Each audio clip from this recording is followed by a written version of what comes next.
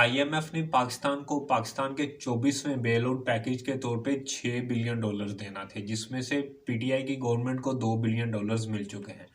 अब इस bail out package की अगली किस्त $1 बिलियन आईएमएफ ने रोक ली है और उसके लिए आईएमएफ ने पाकिस्तान की गवर्नमेंट के सामने कुछ डिमांड्स रखी हैं।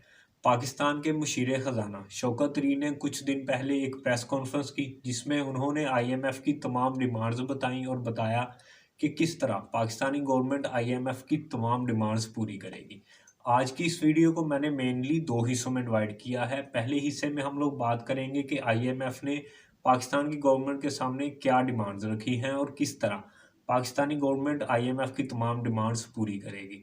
दूसरे हिस्से में बात करेंगे कि क्यों IMF state bank of Pakistan को एक खुद मुख्तार अदारा बनाना चाहता है, और अगर स्टेट बैंक ऑफ पाकिस्तान एक खुद मुख्तार अदारा बन गया तो किस तरह इसकी पाकिस्तानी इकोनॉमी पर असरात होंगे। आईएमएफ की डिमांड थी कि इस साल पाकिस्तानी गवर्नमेंट हमें 800 अरब रुपए एक्स्ट्रा जमा करके दे, तो पाकिस्तानी गवर्नमेंट ने इस चीज़ को कमिट किया। अब कैसे पाकिस्तानी गवर्नमेंट 800 अरब रुपए इकट्ठे करेगी, आइए बताते हैं। दोस्तों, 2020-21 के फिस्कल ईयर में पाकिस्तानी गवर्नमेंट का टारगेट था कि वो 5 ट्रिलियन रुपए तक टैक्स जमा करे, लेकिन पाकिस्तानी गवर्नमेंट ये टारगेट अचीव नहीं कर सकी और सिर्फ 4.6 ट्रिलियन रुपए तक ही टैक्स कलेक्ट हुआ। लेकिन फिर भी ये पाकिस्तान की हिस्ट्री की सबसे बड़ी टैक्स कलेक्शन थी।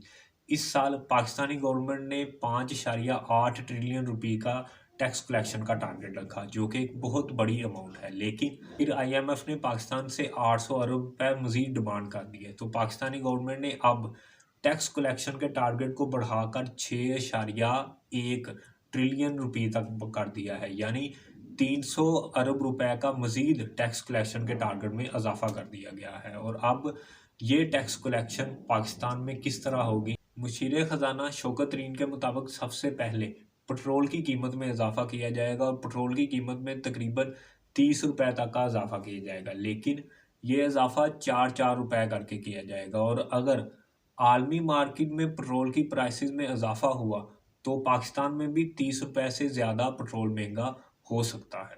दूसरी चीज़ जिसमें इजाफा होगा वो है बिजली, और ऑलरेडी इस साल पाकिस्तान में बिजली 3 रुपए तक महंगी हो चुकी है और मुशीर खजाना के मुताबिक बिजली और महंगी होगी, लेकिन इसका उन्होंने एग्जैक्ट फिगर नहीं बताया कि कितनी महंगी की जाएगी। तो टैक्स कलेक्शन से एफबीआर के थ्रू हुकूमत ने 300 अरब रुपए मजीद जमा कर लिए, लेकिन आईएमएफ की डिमांड 800 अरब रुपए थी। तो 800 अरब रुपए पूरे करने के लिए 200 अरब रुपए पीएसडीपी फंड से भी काट लिए गए।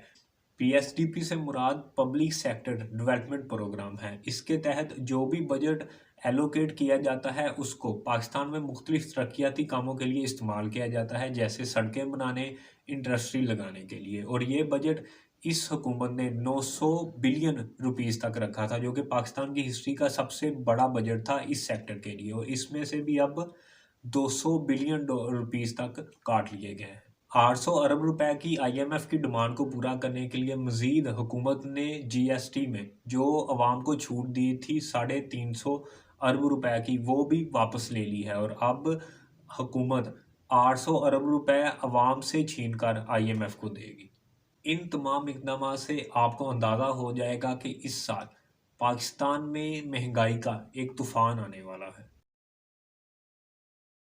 एक और डिमांड जो कि आईएमएफ ने हुकूमत के सामने रखी थी वो ये थी कि हुकूमत स्टेट बैंक ऑफ पाकिस्तान को एक खुद मुख्तार अदारा बनाए, और हुकूमत ने आईएमएफ की ये डिमांड भी मान ली है। लेकिन आईएमएफ क्यों स्टेट बैंक ऑफ पाकिस्तान को एक खुद मुख्तार अदारा बनाना चाहता है?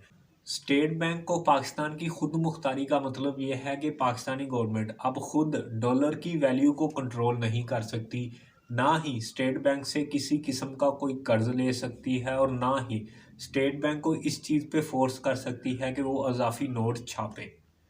पाकिस्तान में पिछली तमाम हुकूमतों का ये वतीरा रहा है कि जब भी मुल्क में किसी किस्म का कोई इकोनॉमिक क्राइसिस आता था तो वो स्टेट बैंक ऑफ पाकिस्तान से नए नोट छपवा लेते थे, जिससे मुल्क में वो इकोनॉमिक क्राइसिस कुछ देर के लिए टल जाता था।